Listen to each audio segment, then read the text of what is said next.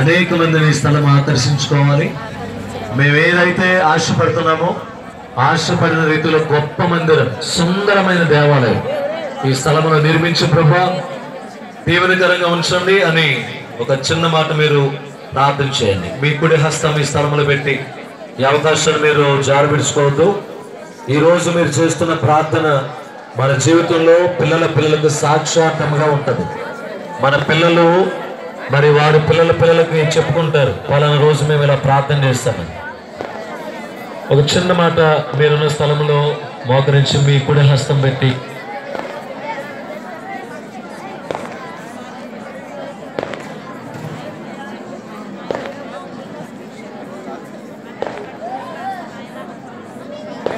ప్రేమగల పరిశుద్ధుల స్తోత్రం నాయన. ప్రార్థించండి, అందరూ ప్రార్థనలోకి చిన్న ప్రార్థన చేస్తారు. పాస్టర్ గారు మరి చిన్న ప్రార్థన చేస్తారు, అందరూ ఎక్కువ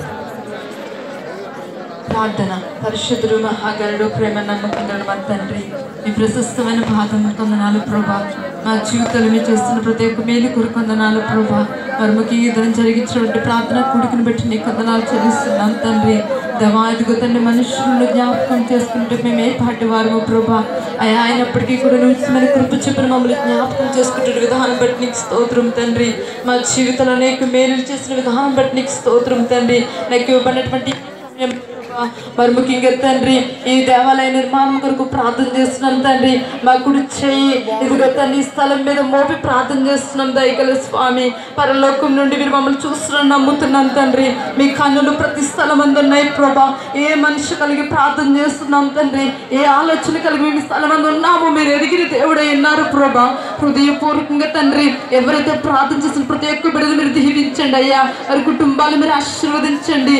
మరి ముఖ్యంగా ఈ స్థలాన్ని మీరు పరిశుద్ధపరచండి. ప్రతి విధమైన కలుషితాన్ని మీరు తొలగించండి అయ్యా.